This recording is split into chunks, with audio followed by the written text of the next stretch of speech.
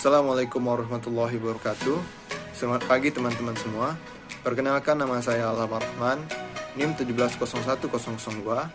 Saya dari kelompok 6. Sebelumnya terima kasih kepada dosen pengampu mata kuliah Teknologi Farmasi Bana Alam, kepada apoteker Nofrianti M. Farm.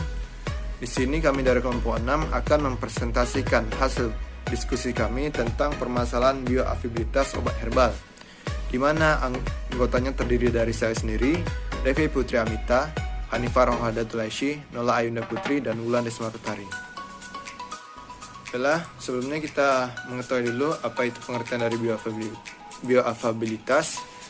Bioafilitas itu ialah jumlah relatif dari obat yang masuk ke sirkulasi sistemik sesudah pemberian obat dalam sediaan tertentu, serta kecepatan peningkatan kadar obat dalam sirkulasi sistemik.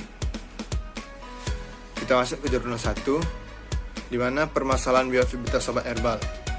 Permasalahan umum dalam obat herbal yaitu bioafilitas, kelarutan, absorpsi, zat aktif, dan stabilitas yang rendah.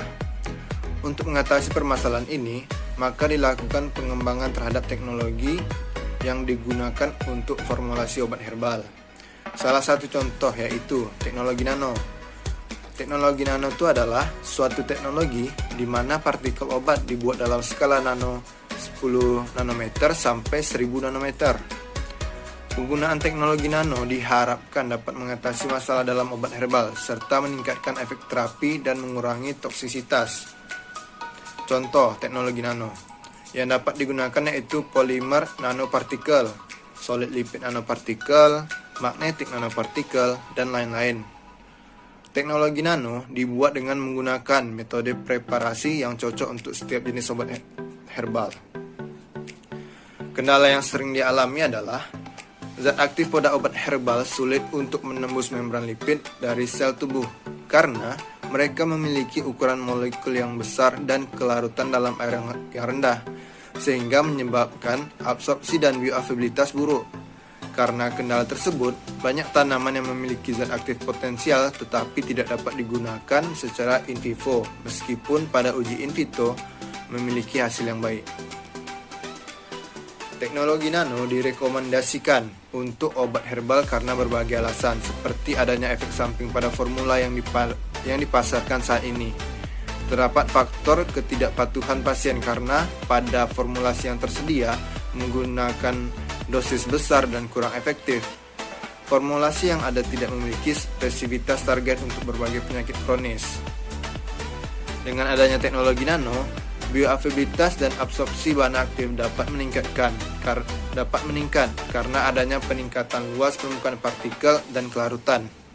Selain itu, dalam ukuran nanopartikel memiliki waktu tinggal yang lebih lama karena dijerap oleh mukosa usus. Kita masuk ke jurnal 2. Permasalahan bioafilitas obat herbal. Bioafilitas yang rendah, yang nilai F-nya 2,29% dari alpha-mangostin diduga sebagai akibat rendahnya absorpsi di saluran cerna dan metabolisme yang cepat alpha-mangostin di hati dan usus halus.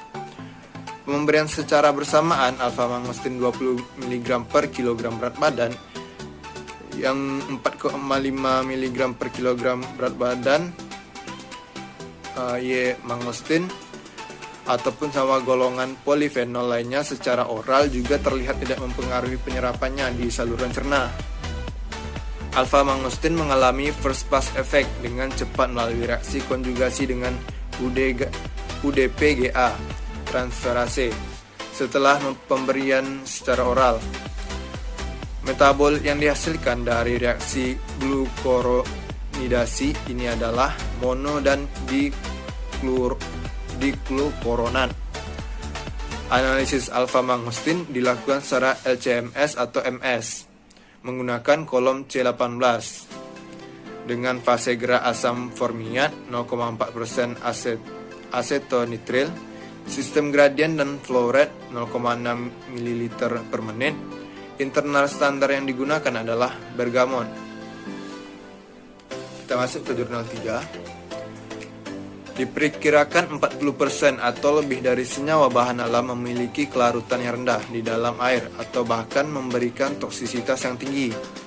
Kelarutan yang rendah di dalam air serta kurangnya kemampuan permeabilitas menembus barrier absorpsi dapat mempengaruhi bioafilitas suatu senyawa bahan alam di dalam tubuh. Tidak hanya itu, bioafilitas suatu senyawa juga sangat dipengaruhi oleh stabilitas senyawa terhadap pH lambung dan kolon. Metabolisme oleh mikroflora normal dalam saluran pencernaan, absorpsi melalui dinding usus, mekanisme aktif, pompa efflux, dan metabolisme lintas pertama.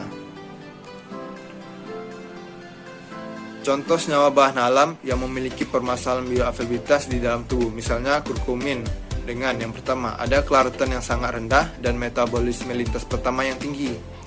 Yang kedua ada quercetin yang mudah terdegradasi oleh asam lambung ataupun enzim pencernaan.